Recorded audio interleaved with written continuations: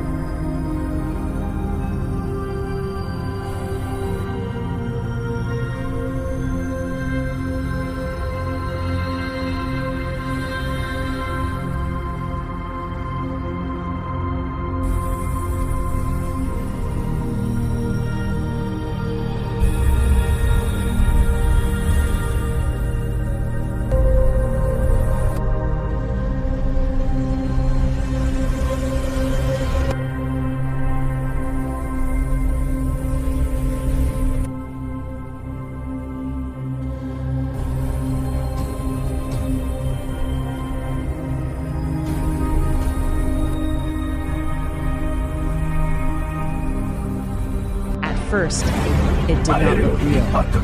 That is the strange power of spectacle. It delays belief. It suspends reality long enough to transform trauma into image. When the first plane struck, many thought it was an accident, a mistake, a cinematic error in the sky. The camera hesitated. The commentators hesitated. The world hesitated. And in that hesitation, the event began to turn into a show.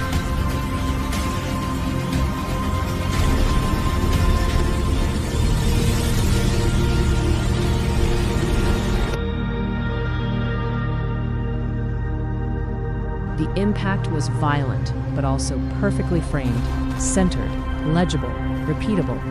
Fire exploded outward while the building remained standing, as if to reassure us.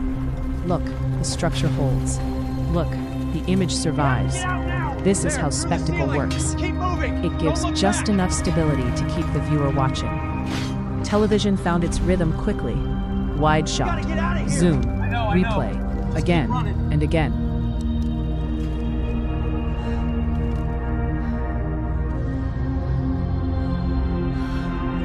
Hurry up, move! Keep going, don't stop. It's getting hotter.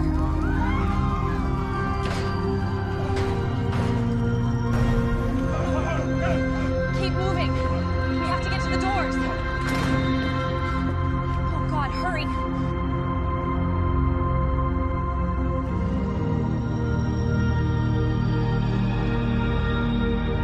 The impact ceased to be an event. It became a loop. And every loop removes pain and adds distance. What happened inside the towers at that exact moment was already dissolving behind the violence of the image.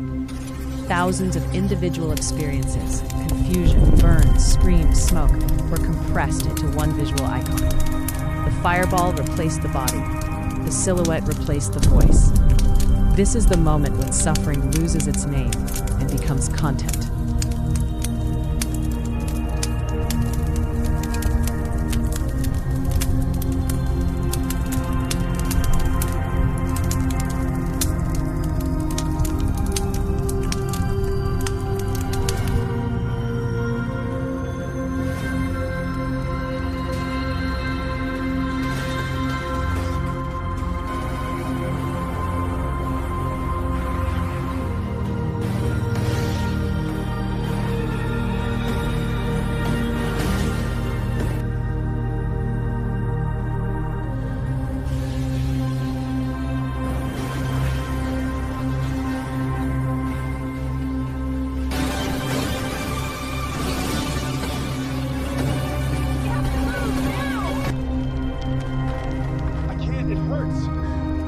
I've got you, just hold on.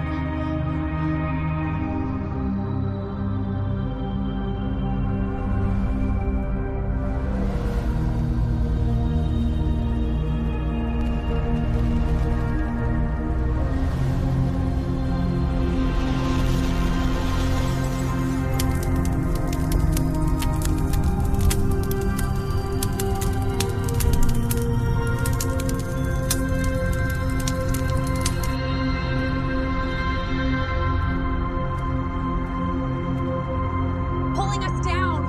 Somebody help! I can't get out!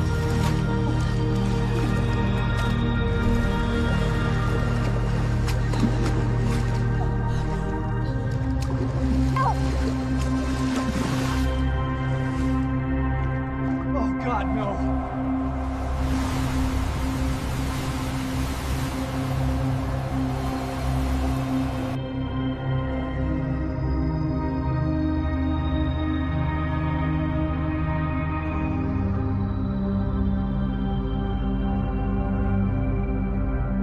The second plane arrived not as surprise, but as confirmation. Now there was no doubt. Now there was narrative. The spectacle locked into place. 2 towers, 2 impacts, perfect symmetry. A visual grammar so powerful that it erased complexity. From that moment on, the event belonged to television more than to history. The framing decided meaning. The repetition decided memory. And memory, once formatted, becomes obedient. Very quickly, language followed image.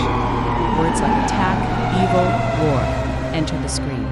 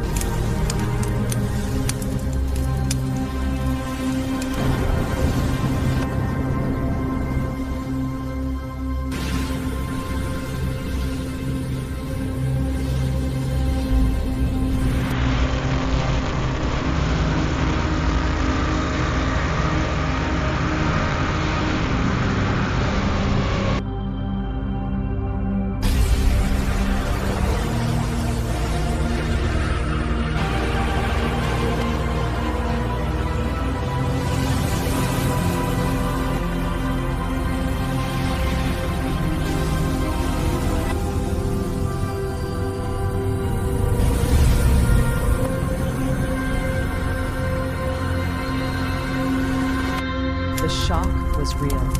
The fear was real.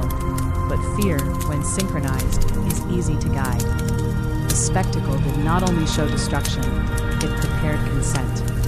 While eyes were fixed upward, attention moved outward, toward enemies, toward flags, toward future wars. The impact, endlessly replayed, became a ritual.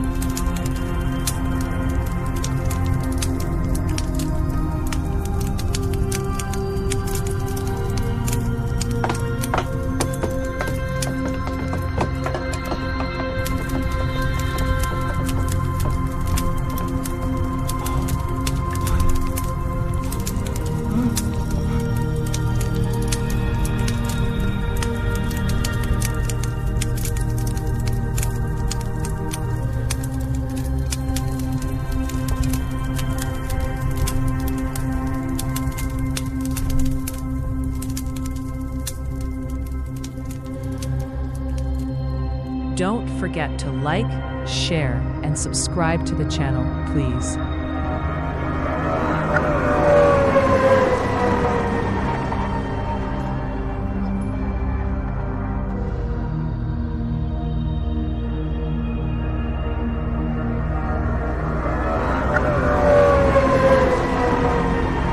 A daily reminder that danger is everywhere and protection must be absolute. But here again, something critical happened. The more the image was revealed, the less space there was for it to not fit down. The interior of the towers disappeared. The floors vanished. The stairwells ceased to exist. Only the exterior mattered. This is the great trick of spectacle. It convinces us that what we see is all there is. But the impact was not the center of the tragedy. It was the gateway. Behind the flames, behind the perfect television angle, another catastrophe was unfolding. Slow, suffocating, invisible. And yet this catastrophe was never the headline. The cameras did not enter the building. They could not. So imagination was replaced by image, and image replaced reality. The spectacle demanded clarity, and clarity demanded simplification. Good and evil, us and them, before and after.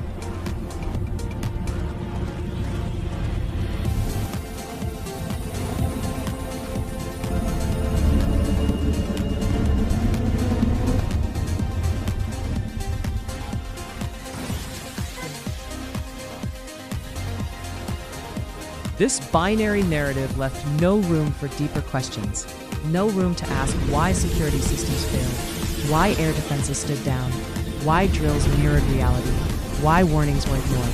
These questions existed, but they were incompatible with spectacle. Spectacle does not tolerate ambiguity. It needs clean lines, clean villains, clean conclusions. The Impact delivered all of this in a single frame. This binary narrative left no room for deeper questions, no room to ask why security systems failed, why air defenses stood down, why drills mirrored reality, why warnings were ignored. These questions existed, but they were incompatible with spectacle. Spectacle does not tolerate ambiguity. It needs clean lines, clean villains, clean conclusions. The Impact delivered all of this in a single frame. Tren volano verso il cielo limpido e luminoso di New York.